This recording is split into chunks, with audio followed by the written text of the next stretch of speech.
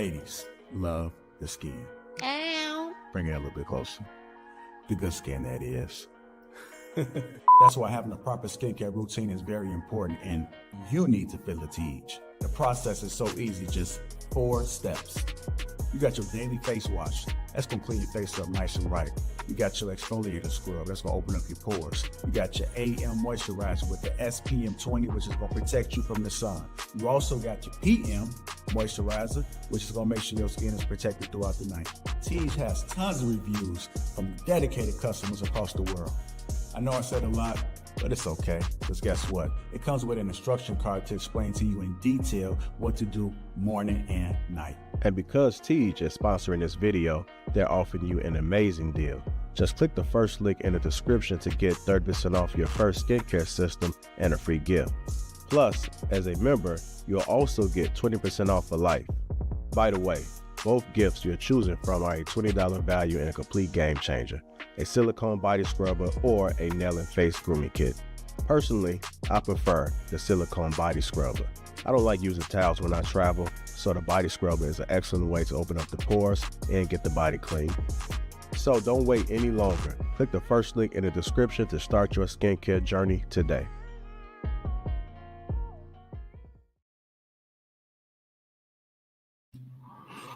Add my black ass to the stage. How about that? What's going on, everybody? Trigger Mike. I know I take some time in between, man, but what's going on with y'all?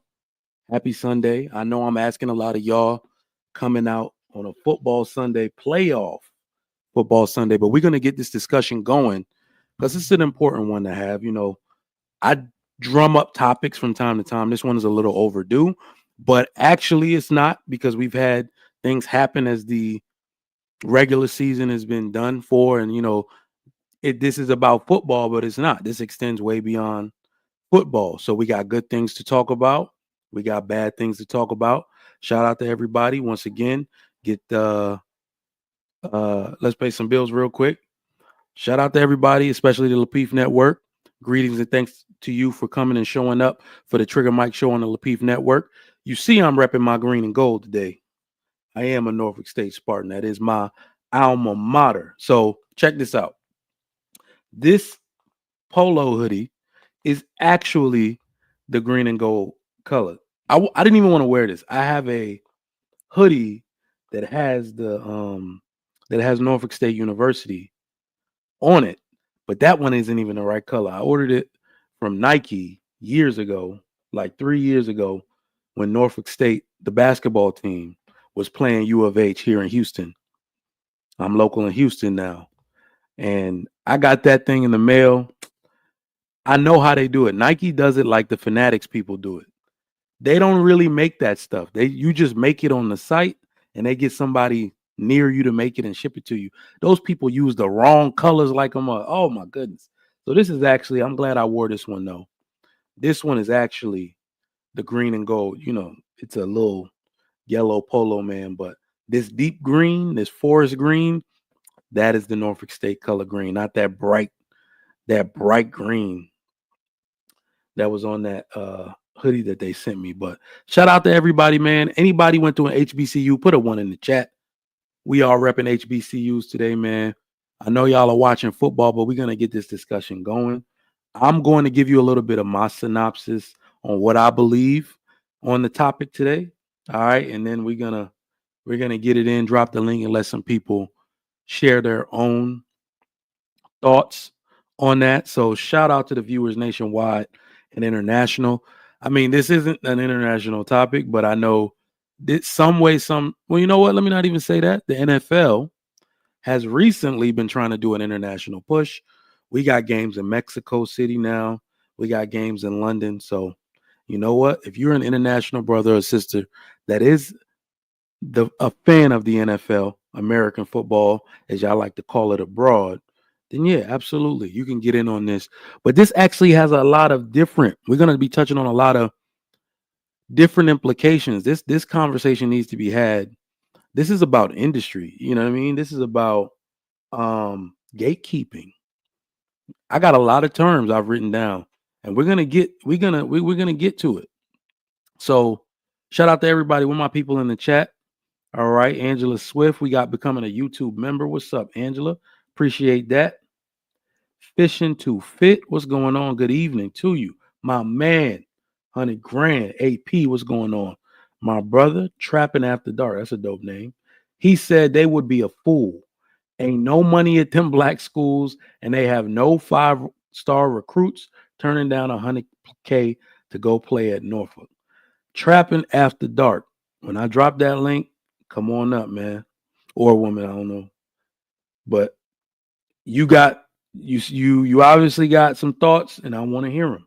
That's why we opening this forum up for you to discuss those things. My man Dale Matthew, what's up? What's up? Therese Lee, what's going on? Okay, here for the football convo. I want to hear what you got to say on the topic too. All right.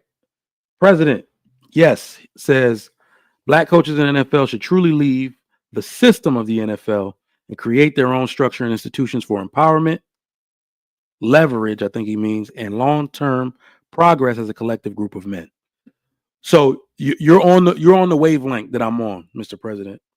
So we're gonna get into it a little bit, man.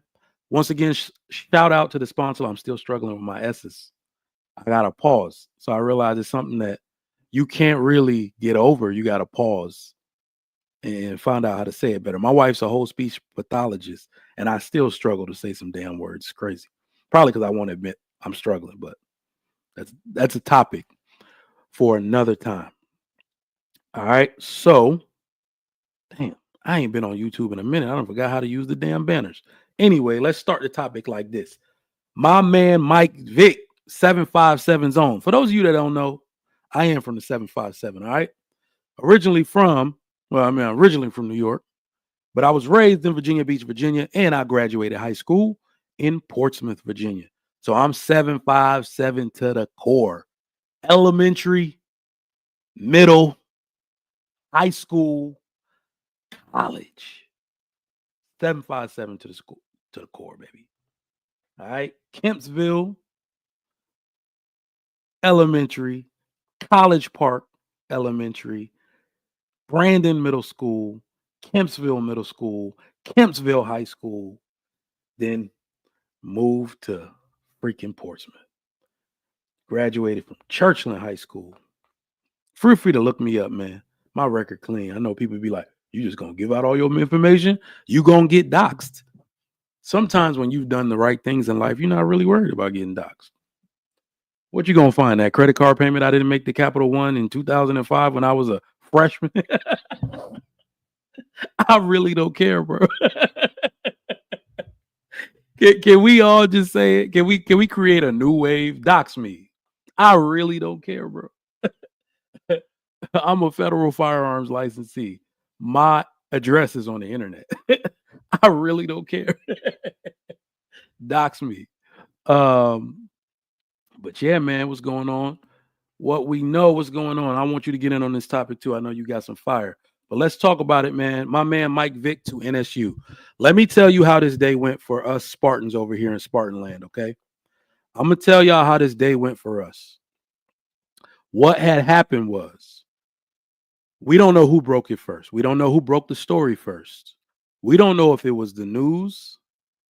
I know he had met with the president of NSU and the sitting, don't get me wrong, I think it's the sitting athletic director. Okay. Some stuff might have been going on with the previous one, but whoever's acting as the medical director now, I think they leaked. I'm sorry. I do think that. I think they leaked the info that they were talking to Michael Vick about potentially becoming the head coach. And it caused so much stir in the 757. How do I know, even though I'm not there? Obviously, I got thousands of Facebook friends, and 80% of them are from VA, just like me, right? Because that's where I'm from. All right. Facebook is in a frenzy. Okay. Hey, look, I love my people. I love my 757 people. We ain't got nothing better to do out there. All right. We ain't got nothing going on. Ain't nothing. All right. The clip said I'm from Virginia where ain't shit to do but cook, and they won't talking about rice. Okay. So ain't nothing going on out there. Everybody immediately jumped on Facebook. Everybody talking about Mike Vick potentially becoming the head coach at Norfolk State University, my alma mater. All right. all these posts were being made, people sharing it, people like saying, make this happen, all the stuff that you would expect, right? Not like 3 or 4 hours later, there is a media release from Sacramento State.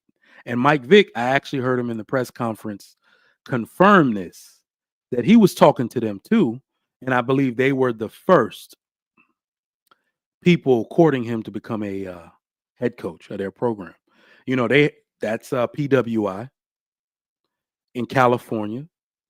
They have a lot more booster money, a lot more nil money to spend to bring in top recruits, because obviously Michael Vick is a big name, one of the biggest names you could possibly bring in. Because what people don't understand is that even when you're talking about the controversy or whatever around him, that really doesn't affect him at this stage of his life. As a player, it did affect him. You know, he had to do time for that. He got out. He went and made some fantastic memories as a Philadelphia Eagle after his incarceration period. You know, he made a name for himself at Virginia Tech here in Virginia. Then he went on to the Atlanta Falcons and was basically the man who really just, I mean, let's just say it, he paved the way for all running quarterbacks. Nobody ever did it like him. And if you want to know the difference, if you want to know, not even the difference, he just like AI. All right. He did all of that with minimal practice. These guys didn't practice, man. They are from Bad News, Virginia. That's Newport News, Virginia. It's hood out there. All right. If there ain't shit to do with cooking Virginia, there's nothing to do. And there's definitely nothing to do in Newport News. All right. I don't know how to explain it to y'all. My dad owned 2 clubs in Newport News. And I didn't even like driving. Like from where we lived in Portsmouth, I would have to take the Monitor Merrimack Bridge tunnel. You know, we known for our bridge tunnels out there. So the ships, you know, the Navy ships and the container ships can ride over while you go underneath in the tunnel. I would have to take the Jefferson Avenue exit. If you make a right on that Jefferson Avenue exit instead of a left going toward the, you know, the city center all the way down for miles, boy, you in the hood, you better not catch a flat tire. And I mean that. I mean like bad hood, like every MLK in America type hood. So nah, they from there, man. That's all they do is play out there. You know, they play sports. They learn the raw way, right? So we played a lot of pickup games out there, me and my homies, when I got in the car. I was more so basketball than football, but no, man, they get it in out there. Don't make no mistake. So he learned to play that way, and his raw talent showcased itself in the NFL. All right. So everything we seeing from Lamar Jackson today, Mike Vick of yesterday, right? And he's adding his own sauce on it. So shout out to all these quarterbacks that he paved the way for once again. So we just want to give a congratulations to Mike Vick, all right, for not only getting the job, but turning down the Sacramento State job, all right? Y'all don't even know what that means to people. Y'all don't even really realize what that means, that he turned down a PWI to come back home to the 757 and represent for Norfolk State University. Behold the green and gold, all right? That is dope. That is dope. So kudos to him for doing that. We're forever going to be grateful. Just, you know, you don't even gotta look at it. Jersey sales up, booster money up. There are people calling, trying to give money, give donations. All of that is due to Mike Vick making the decision to come back home and represent for Norfolk State University. That's definitely a place. A team he grew up watching, right? Battle of the Bay, Norfolk State versus Hampton. We're going to have a bunch of big games coming to us now. I know ODU going to want to get on this. That's ODU is the PWI that is just a few miles away. It's also in Norfolk. In the closer to the naval base on Hampton Boulevard, I believe. Damn. I've lived in Houston for 11 years, man. I don't even know if I'm really from VA, but Shoot, let's get it in, man. Shout out to Mike Vick. We're going to get all of y'all thoughts on this, but let me break this down so I'm not just talking. All right. The real topic we have today is, should black coaches leave the NFL? Now, this is something I've been watching in detail. All right.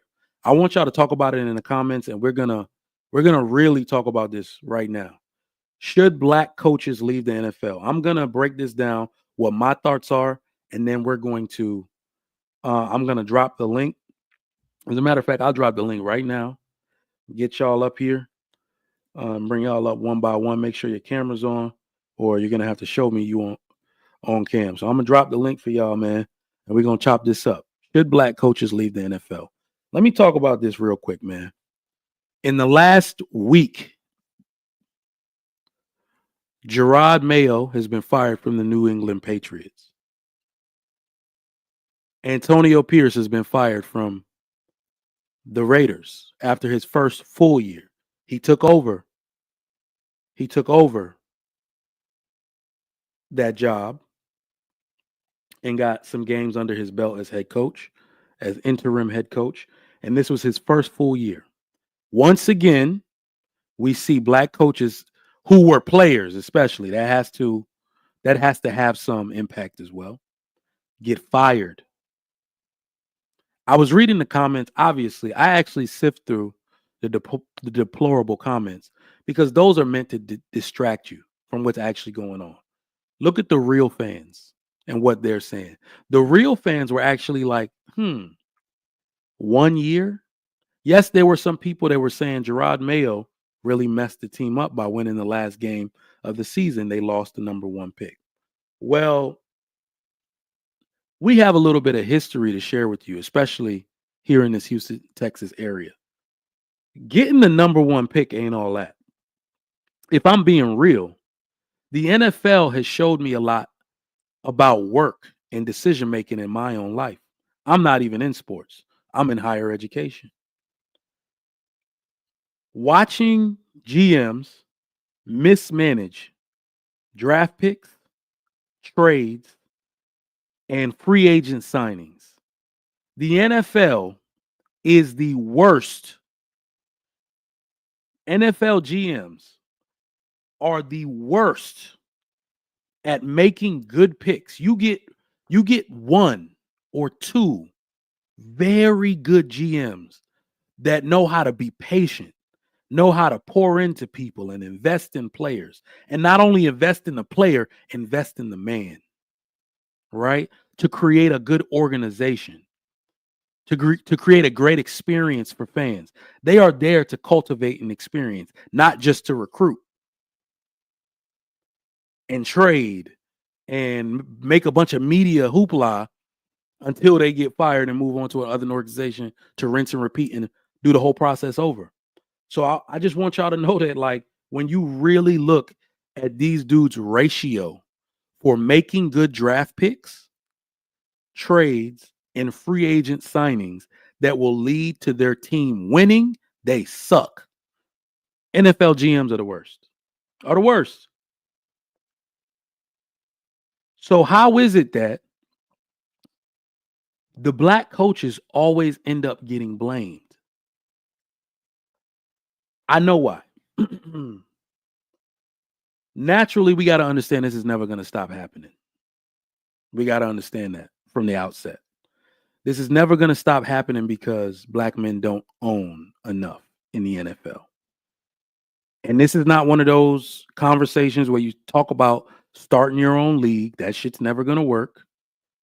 The NFL and the NBA are too big to fail. They are Walmart.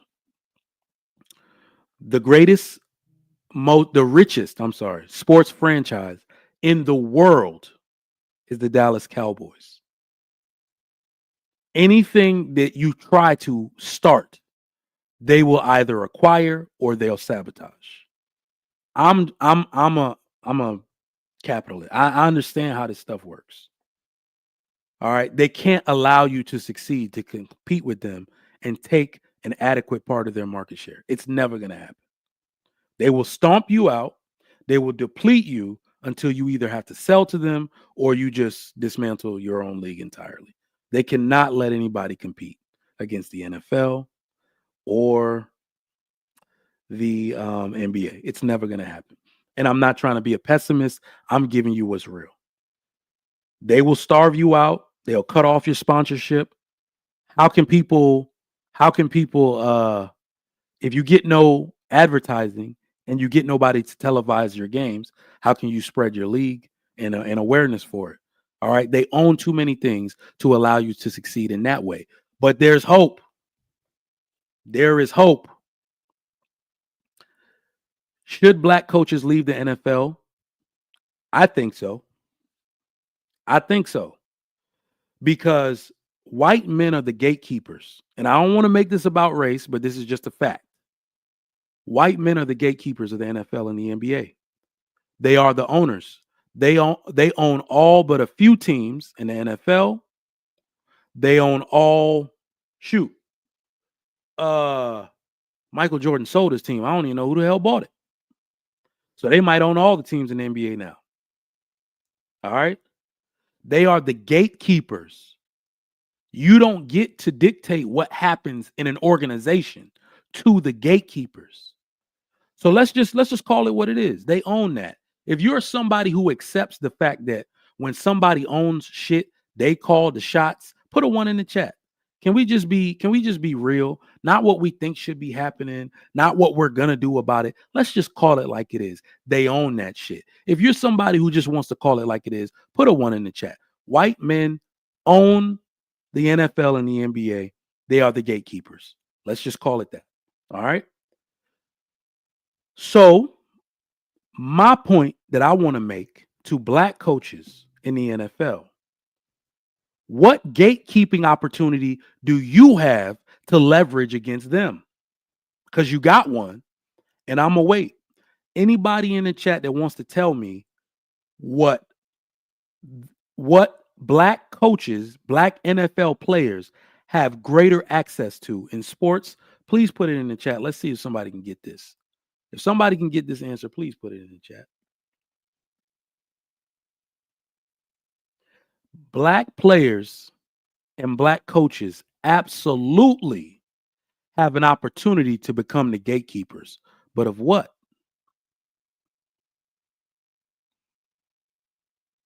Somebody let me know, man. They absolutely have the opportunity to become the gatekeepers. All right. Somebody gonna say it in a moment. Y'all get the likes up, but we're gonna talk about it. Let's walk this back. Let's walk this back a few years. Ha ha ha. My man Andrew Cable said HBCUs. Sort of. But yes. Really, when I'm talking about people that will appreciate you, we're talking about HBCUs. Absolutely. Playboy says their brand. Absolutely. All right. Let's talk about this real quick. Some years ago now, multiple years ago, Deion Primetime Sanders went to Jackson State, Mississippi. All right. Jackson, Mississippi, to coach an HBCU called Jackson State University. Now, what people don't realize about Travis Hunter, everybody knows who he is now. Even if you don't watch sports, he's been the topic of conversation. What some of y'all don't know is that years ago, Travis Hunter was the number 1 recruit in the nation. Big names bring big players. So those of y'all who are saying that a Deion Sanders or a Mike Vick or I was about to say Deshaun Watson, not him, Deshaun Jackson can't bring in a 5-star recruit, it's been done already. When they talk about a blueprint, Deion Primetime Sanders has already laid that out for you. He went to an HBCU to coach. He pulled in a 5-star recruit. That 5-star recruit transferred to a PWI after giving years and championships to the HBCU. He went on to become the number one player in the country, the best player in college football under a black coach, and he won the Heisman Trophy. Talk about a blueprint. The blueprint has already been written for other coaches to follow now. So when we talk about leaving the NFL, you actually have the opportunity to fare better. Booster money is a big deal. Primetime Sanders got a 30. Let me see. Let me look this up. What is it? A 5-year? What is it? A 5-year contract?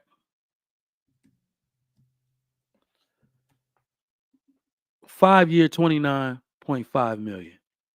They didn't even have the money, man. They didn't even have the money, bro. Listen, they didn't have the money to give them, but the name alone brought the money. All right, so we got to talk about HBCUs not mismanaging the opportunity once that money hits. Big names equals big players, which equals big money. All right, so the formula is already there. The blueprint. Let me get a peace sign, big dog. I'll bring you up to talk about this. JS, I see you. Let me get a peace sign real quick, or a hand sign. Yeah. What's going on, man? Oh, damn, that was quick. What's good, Trigger Mike? How you doing? Nah, I'm good, bro. What you got on the topic? So you already know what we discussing. Damn, I broke my mic. Should black coaches leave the NFL? What are your thoughts on that? Well, I mean, if the opportunity is there for them to succeed in the NFL, I don't see why they shouldn't. But did you read my chats? Yeah, I did. So you said, what about the black coaches Okay. and managers in MLB? Oh, you know what? Yeah, it's a problem there too, that we don't either want to talk about it, or we ignore the fact because I guess for some reason baseball is not as people don't pay attention to that as much, but I I was do. gonna say, So less I want to black bring that people. up to the table.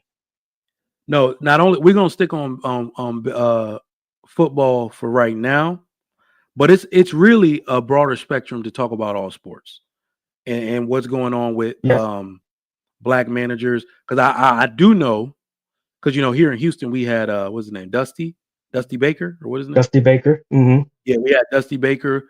I'm glad he went out on his own terms, won a championship and everything. But one of the reasons those stories are so impactful is because of how dirty, like how bad they do black managers dirty, most of the time. They'll fire them before, while giving somebody else another chance with a worse record than them. So, you know what I mean? Yeah, but talk And you about it. see how that's so similar. You see how that's so similar to the NFL, and how some franchises are blackballing coaches there too. Absolutely. Absolutely. I see the similarities, bro. I see it. Absolutely. Yeah, So, like as far as so I would admit, just like how most of the community, I guess, isn't really well versed in the MLB or baseball in general, I am the opposite. I'm kind of the same way with football in the NFL. So, but I will say that they have see, the difference is that, do they still have that rule where owners have to interview a minority coach before they hire a new coach? yep, it's the Rooney Rule. So, a good example of that, I forget the dude's name, from the Detroit Lions, the black coach. He declined the interview. He knew it was BS. So yeah, they still got that rule. Absolutely. Yeah, and see, and that's what MLB needs to implement as well, because a lot, and also a lot of good Hispanic coaches and managers also get blackballed as well in MLB, because I'm not sure why. I want to get to the bottom of that as well. I'm doing some research as we speak about that. But we gotta call out a lot of the stuff that is in these sports leagues when it comes to the coaching ranks because um you know ownership usually makes that call unless it's a general manager. Now, I just see that there's no black general managers in MLB, so that's an issue too. I don't know about NFL. I'm pretty sure there's a couple that I can't think of right now, but that's gotta change too. So what can we do? Not we as in me and you, because I guess we have no say unless a franchise owner that can give minorities more of a chance in higher positions in the front office. You What? know what? That's a dope question, bro. Let me answer that for you real quick. I don't know about sports, especially sports management, but it's actually all the same. I know about business. All right. And one thing, especially business negotiations, I have contracts, not only in my business, but I've negotiated contracts for my employer as well. One of the things that I think a lot of people, especially as it pertains to professional sports management, the management roles, right? GM and coaching, we don't understand leverage that well, right? I think it stems from like being such a godly people that you want to pray that somebody gives you something, right? What I'm really encouraging, especially black coaches, black managers, black people that want to be an agent, any kind of sports management position, you need to learn how to use leverage in your negotiations. The reason we were talking about, the reason I asked the question, what do black players and coaches gatekeep in the NFL and NBA? They gatekeep the players. These players come from their neighborhood. 70% of the NFL is black. 70% of the NBA is black or more. They gatekeep the players, right? So it's like you don't need to sit there and ask them for any kind of handout. You create your own system. You can use HBCUs as colleges. Um, you could create your own sports agencies, gatekeep the players, and have leverage for them. And then that's your asking price, right? So what's going to happen is that when let's talk about GMs real quick. You made that connection, right? GMs are supposed to have good relationships. Like right now, it's weird to me, right? But the biggest NFL insider is Adam Schefter, right? You've heard that name, right? He's probably on your Facebook. Yes. Yeah, he's an insider, right? He knows everything going on. He's connected to the GMs. He has people in stadiums feeding him information on the low, right? There's no reason that shouldn't be a black dude, right? So if he wants to leave sportscasting behind or journalism behind, any organization in the world will hire him. I'm sorry, in the NFL will hire him as a GM. He knows everything, right? So we need to get that type of leverage. We know all these players, just like I think Travis Hunter's from Florida. Guess who else is from Florida? Deion Sanders, right? You know how he got him as a player. He spoke the language, whatever Floridian talk they got to make him come to the HBCU. He sweet talked them into that. So the black coaches and the black players, the former NFL players, they absolutely have the ability to gatekeep the player. If 70% of these leagues in NFL and NBA are black, you tell them they don't get the access to the players without giving you what you want. So that's how I think that's one way they can get what they want. But Ikene, what's good with you? Good evening. Yeah, good evening, guys. How's everyone doing? We all right, man. We good. Good. How are you? Good. Last year, right? I had a client. Is one of those guys that work at NFL. So he travels from state to state, from team to team, coordinating stuff for NFL.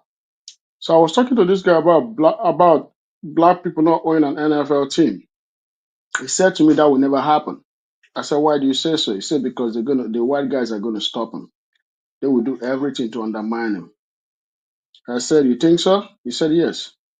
Then I said to him, how can you have a team where over 70% of the players are black, but they can't do nothing? And he said, yes, he understands, but the thing is, they will not allow a black folk to come in. So after a long conversation and frustrating conversation with him, this is what I picked up. When certain folks that are comfortable in the position where they are, right? When they're in that position, it's hard to move them.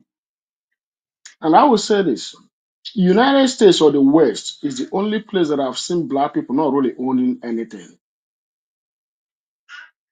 And it breaks my heart every day that they have so much money, they have so much clout to protest and buy name brands, but they don't produce name brands. They play sports, but they don't own sports team. They have a lot of things that they can do, but they don't own businesses in a large percentage.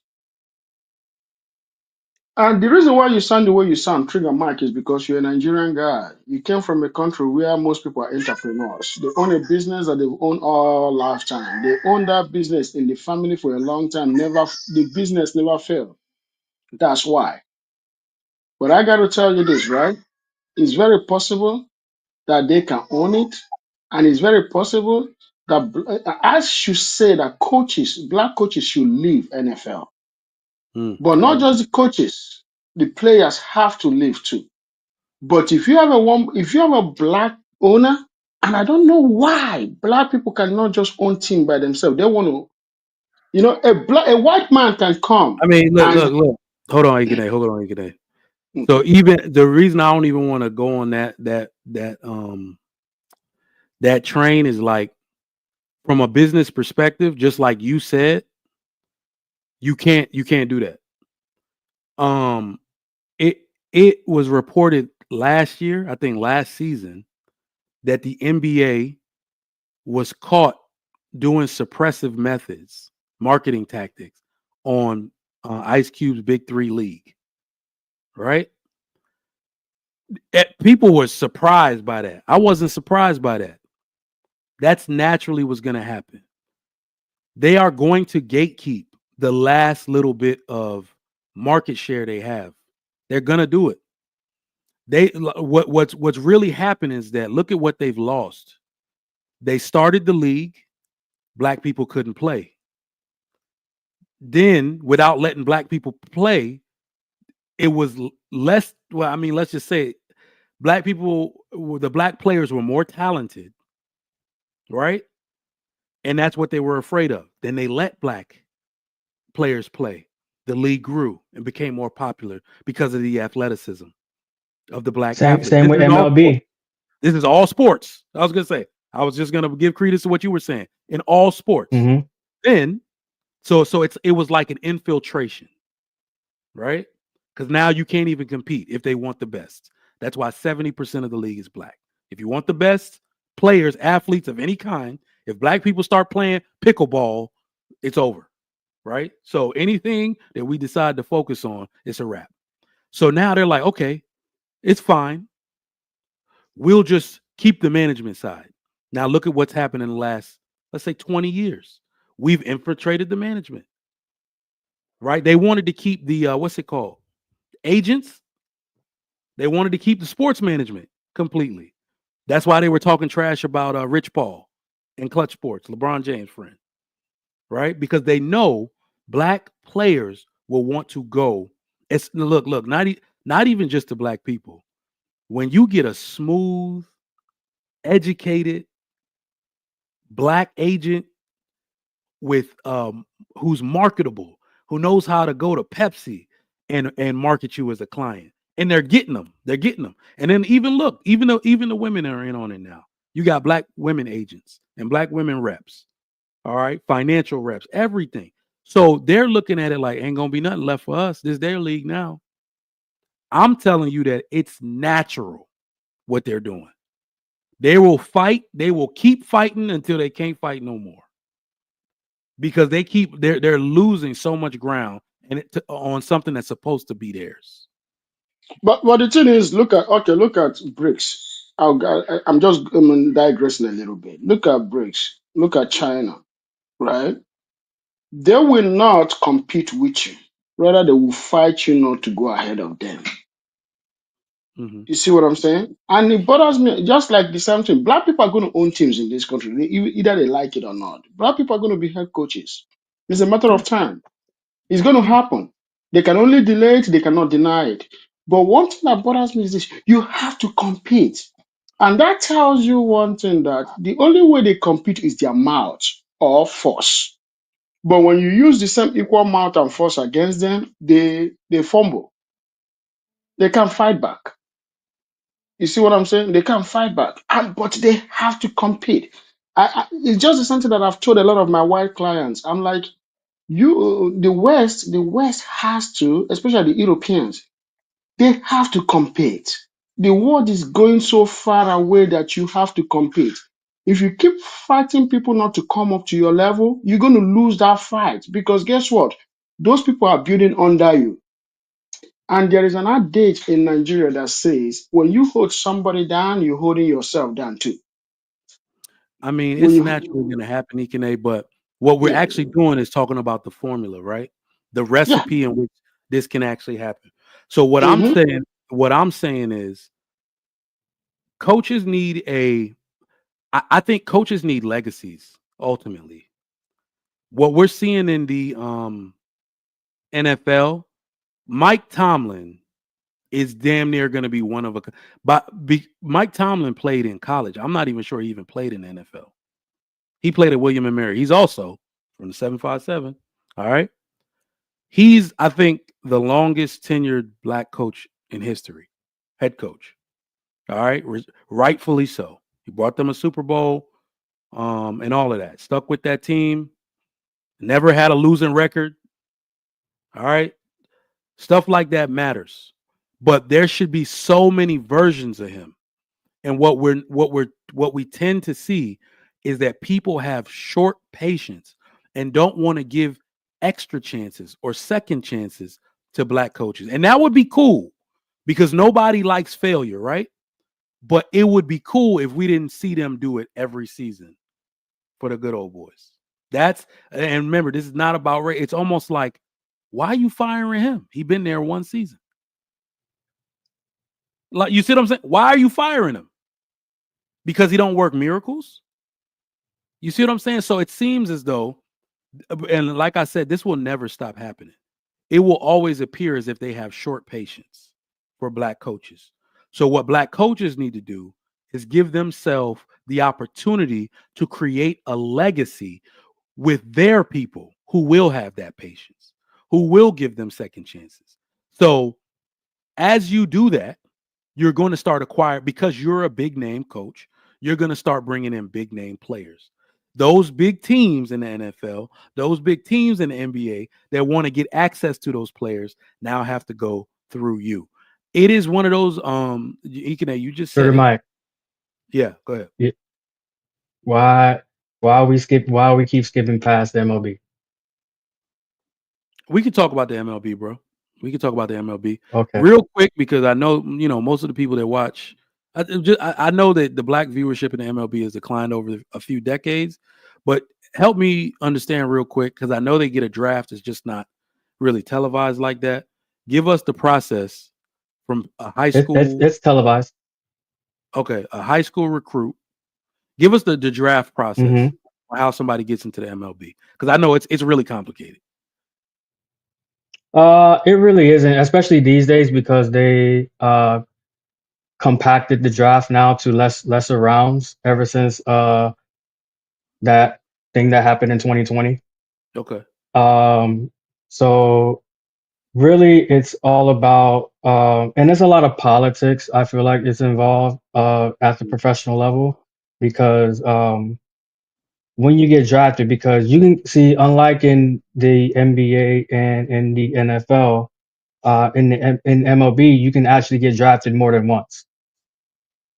Hmm. So you can decide, especially, and I had this conversation with someone earlier today about the process. It's really how you're graded as far as your prospect ability. Because if you're rated one of the top 10 prospects of an organization, an MLB organization, you're going to move up quicker than those that are not in the top 10. Okay. So you can get drafted out of high school and you can decide whether or not you want to go ahead and go professional, or you can go to college and play college baseball, Okay. and you can have a chance to get drafted that next year or that following year. And then you can still decide whether or not you can be able to go to the professional level or not. So there's uh, four levels of, well, really five, but we don't really count the complex league because that's the lowest level, and it's mainly prospects from the islands, from international, and draftees that were like in the back end of the draft, Mm-hmm. that are like 17, 18 years old, and want to have an opportunity just to make money at the professional level. Got you. So then you can progress up, and like I said, the prospects, what are labeled prospects, they're gonna move up quicker than those that are just journeyman minor leaguers, or like guys that were good in college, but they get drafted and then they get stuck. They don't, because not a lot of draftees make it into the major leagues. Okay, is not that I will say, that's why it's complex more than the basketball and football, because when you get drafted in those two sports, you're immediately into the league. You're an immediate impact.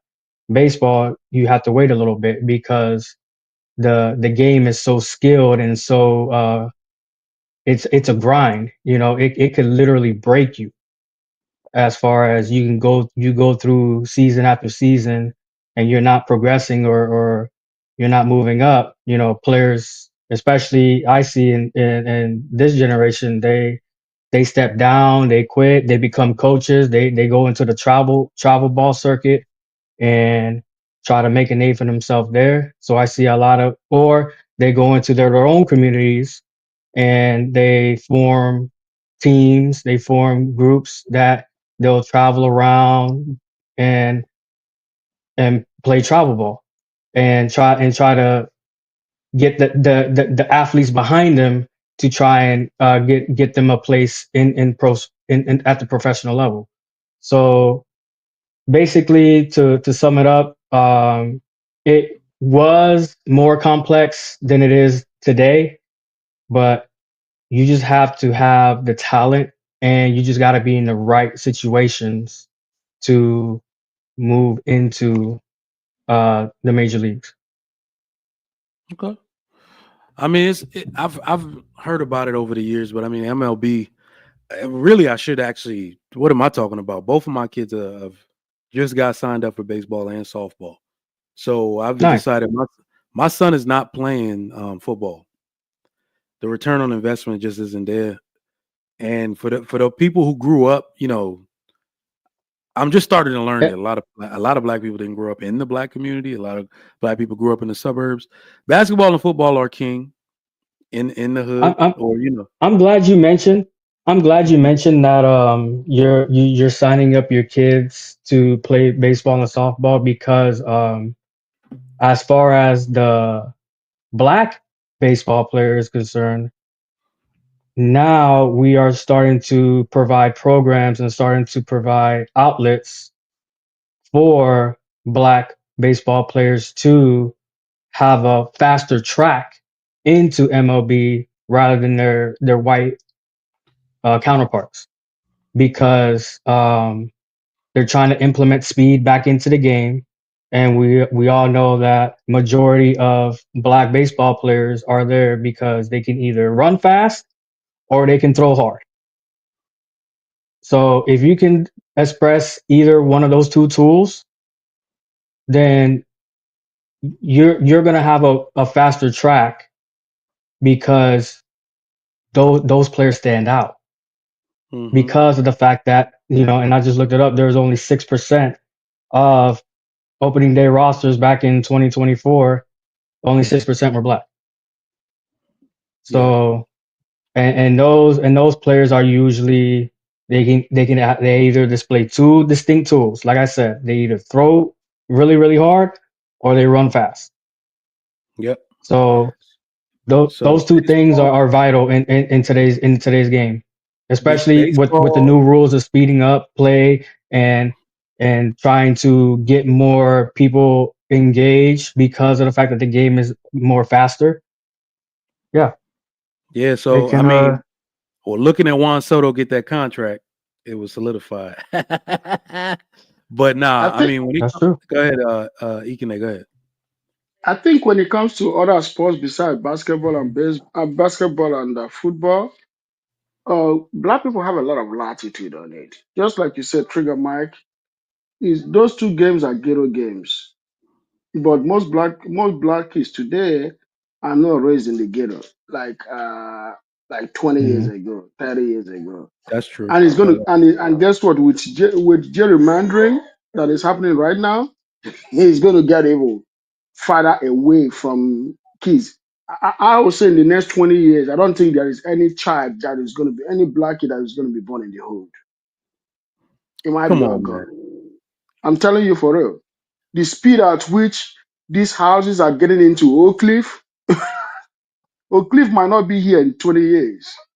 And Oh it's yeah, coming from yeah, yeah. different direction. I mean, You see but you what know, I'm saying? the hood just moves around. Hood, The hood, hood, no, no, no. The hood is never going to leave the individuals. yeah. But the No, I just kids mean are not like going to. so another area is just gonna become in low income housing. That's how it That's always right. happens. They That's said, right. look, But they said, and look, I thought it was a dumb thing, but I just realized that it's true. They say the white people or the white people move out of the city to the suburbs. Then when the black people move to the suburbs, they move back to the city. That's what you're seeing in Oak Cliff right now. Because that's exactly what is it's happening. funny because the more I see black people here, and we actually went to a birthday party. People are moving like from this area, very suburban area, but it's becoming way more diverse. And maybe it's something that's inevitable because the diversity, especially someplace like here in Houston, it ain't white people only making money here. You know what I mean? So it's not even them that have the most two-parent households. You know what I mean? The Indians do, the Africans do, the Chinese people do. So they got the capital. They got dual incomes in their house to buy homes and stuff. But the good news is like my man was saying, JS Torres was saying, we actually do need to start getting black kids into sports that are not basketball and football. Baseball is to me because it's the third largest sport in the US.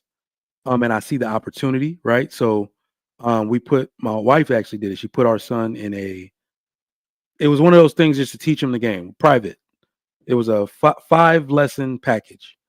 Dude came out every day for an hour and a half. I thought it was an hour. It was actually an hour and a half. Went over with him everything. He put the bases down and have him running bases for 15 minutes straight. First base, now back, now back. Like usually, my son's going, all that type of stuff, focusing his eye on the ball. He said he can start coach pitch, but I'm probably gonna start him in T-ball because I didn't put him in this rotation, so he's gonna start in March. But nah, man, How old is your son? he's Yeah, 5.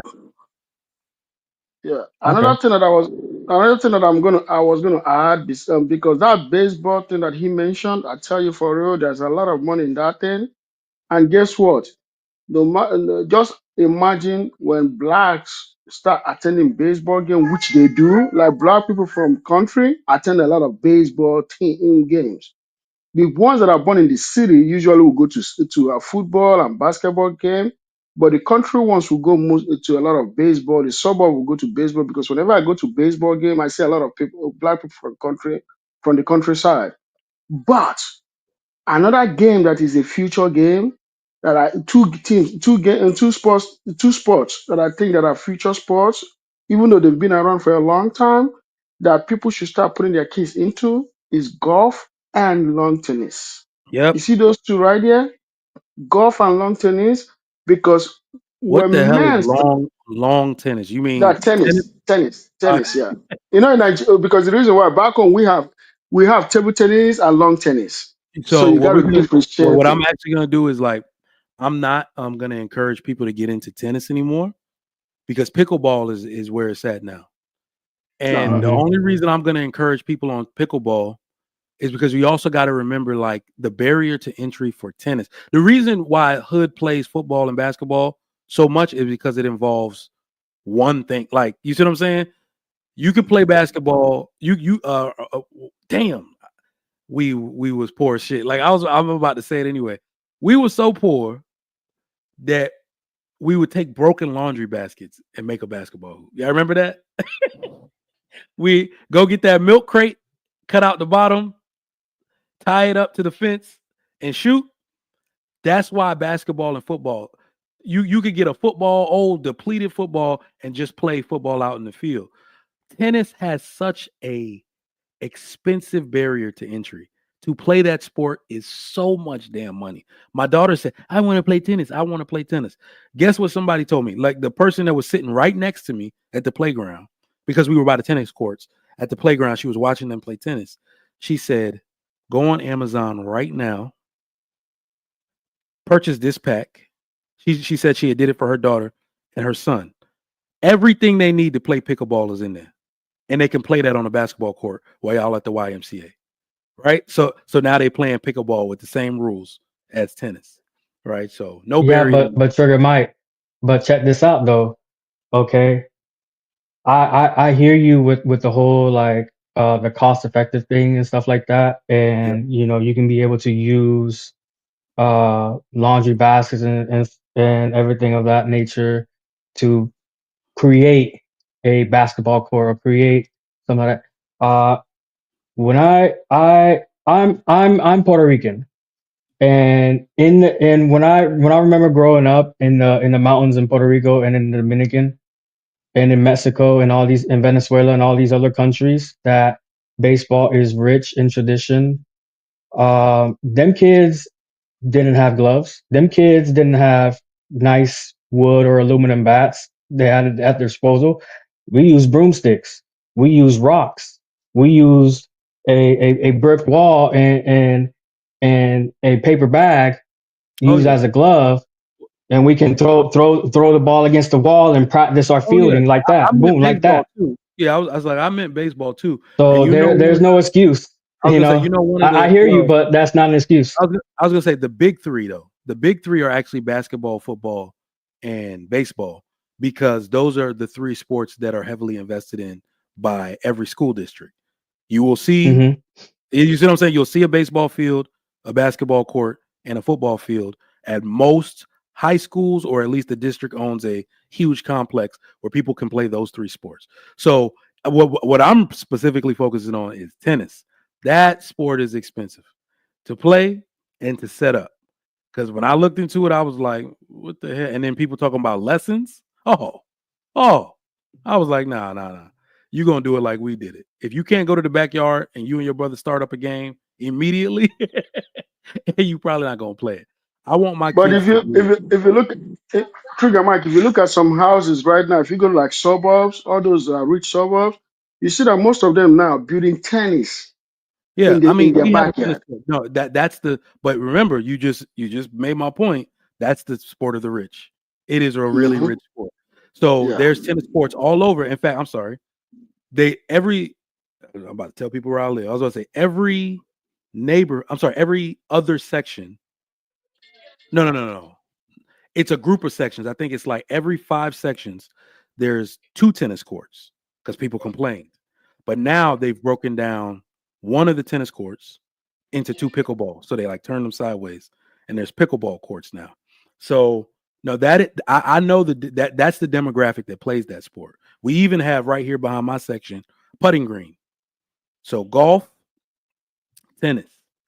So I do want to buy a putter to get my kids. Dang, that thing has been finished for a year and a half. I keep saying I'm going to take them back there, but I need to learn myself. So maybe we can learn that together. But man, Yeah, the same thing applies to the neighborhood that I'm moving to. They have, although that neighborhood is like you said, I'm not going to disclose that, but they have all those amenities. People also build it in their own house too. There are people that build something, like especially the tennis in their house, but they have this golf course, like about 2 or 3 golf courses in that neighborhood. So which means stuff like that, people can take advantage of it. And something about golf course that I like, you don't even have to live in that neighborhood. You can just come. You can just show up with your rack.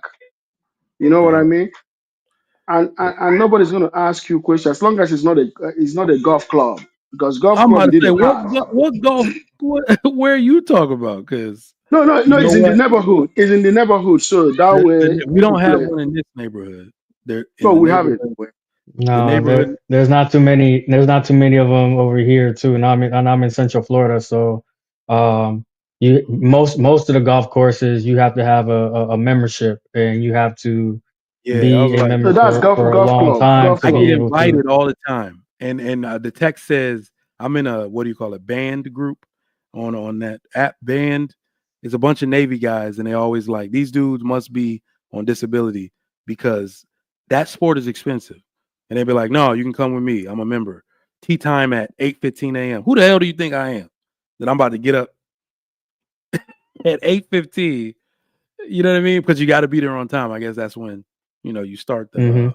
thing. But let me get y'all final thoughts, man. I gotta go put my kids to bed on this topic. So the main topic, I just want to get you, JS Torres, then you, Ikene, then I'm gonna close it out. Should black coaches leave? Let's do this since JS Torres wants to talk about professional sports. What should they do to get a greater market share of the leagues that they participate in? I guess it starts with the ownership. Have more minority owners, and when I say minority, I mean skin color. More black, Hispanic, Asian, because there's a lot of rich black people. There's a lot of rich Asians. You know, Hispanics. Some of us are rich, but not not a distinct majority. But really, it starts there because those are the people that are hiring these coaches and that are hiring the personnel that they want to run their franchises. So we gotta start there. Hold some of these owners accountable and put their feet to the fire and be like, yo, why is your track record of hiring minorities isn't that great? And you've been the owner of this franchise for 30, 40, 50 years. Okay, So that's where I start there. my man, appreciate that. Ikene, where do these coaches have to start? The coaches the coaches don't really have any choice. The only choice that they have is to get hired or be fired, or given an excuse to be fired, or fired by not giving opportunity. Because if you look at it, if Michael Vick is only going to play one season and then got cut, Mike McCarthy at the Dallas Cowboy has been there for almost 6 seasons, and he hasn't even. He's like one of the worst Dallas Cowboy head coach in history, and they're even talking about extending his contract by 1 year. You see how crazy that is? So until black people start owning something, I don't know why some group of black billionaires can even one black billionaire can own a franchise, an NFL franchise. I don't see why they can't do that. We have a couple of black billionaires that are $1 billion or more. One of them can own it. All you have to do, you can get one of your black buddy because you need two. I think you need like two teams to get into NFL because it has to be even. It can't be odd, right? Odd number. So you can get one of your buddy and say, "Hey, go to East Coast and get an NFL team. I stay on the Western Conference and get an NFL team, and let's make it happen." You see what I'm saying? Okay. Because You know what? What likely like yeah, the opportunity for them for ownership will likely be an expansion team, right? That's probably an ownership opportunity, but that's one team. What I think they can do, of course, as I've said, is they need to become the gatekeepers because they are already the gatekeepers of great players. The players that will go on to the NFL, you're going to gatekeep them. Coach Prime already laid out the blueprint, y'all. You can go to but an HBCU. Well, what I'm saying is you can go to an HBCU to start, right? To get your coaching chops up. He went there, he won multiple championships. That was the point of going there. Big names, being big players. So the reason why is that's smart is because even the best players that won't make it to the NFL will go to that HBCU to give you a winning record. Now you're coaching a winning team. So when they say what is your coaching record, it's a winning record. He took that to Colorado, took his recruits, which included his son, to Colorado, got a huge contract, and they just landed the number one. Wait, they just landed two of I just found out the other day. He just landed like another quarterback on out the transfer portal. That's probably going to give him the best chance to win next year in the upcoming season. And then he has the number one recruit from the 2025 high school class who's in the rotation after. So no, man, these players, these big names, Deion Sanders, Michael Vick, Deshaun Jackson, Eddie George, these are the people that the black players look up to the most. These are the people they idolize. These are the people that they're trying to be like. They can gatekeep by making sure that these players get the best opportunities in the NFL and that these players, the NFL knows that these players are loyal to these coaches. That way they can isolate opportunities for them in the college if they want to move up to the Big 12, the SEC, anything like that, or they can move up to the NFL. Right now, Prime, I think it's a little premature, is trying to make a deal to coach a team in the NFL based off of where his son goes. That's what is called leverage. That's the reason why I made this post. If you want that player comes with me too, right? So that is where they have all of the pull. They control. They like the players will do what they say. They can either be their coach, their mentor, but I think it'll work that way. I just want to see these black coaches succeed. I want them to be in the best position possible to create a great legacy because they're not getting the opportunity in NFL. And unfortunately, I believe it's going to keep happening. But I got to get out of here, man. I want to thank you, JS Torres, for coming up. My man Ikene, always appreciate y'all, man. Appreciate it. Thank you. Thank you. All right, man. It was a good show. I know this topic wasn't for everybody, but it was just one that I got to get out there. You will see more Trigger Mike. You'll see a new studio hopefully soon. Yeah, man. I got a few things under me now. For those of y'all that don't know, I started a big job that had big responsibility. I tried to do that. When I first started the Trigger Mike show, I had gotten that job in the middle of it. I was putting off the training period, and then they threw the whole department, gave me the whole department. I was director, all that type of stuff. And then I was like, oh, I ain't got no time for nothing. So now I've caught my stride with that. And then I'm sorry. I started consulting on top of that. So I'm actually just got a consulting gig for another company to add on top of that. So, you'll start seeing me more now that I'm back in the swing of things, learning how to manage my time better, because this is something I absolutely enjoy doing. So once again, thank you. Make sure y'all cop that Tej Hanley. Shout out to the Lapeef Network. Any of the other YouTubers out here, please make sure y'all visit. Make sure that these people are supported. Thank y'all for tuning in. Catch y'all next time. Trigger Mike out.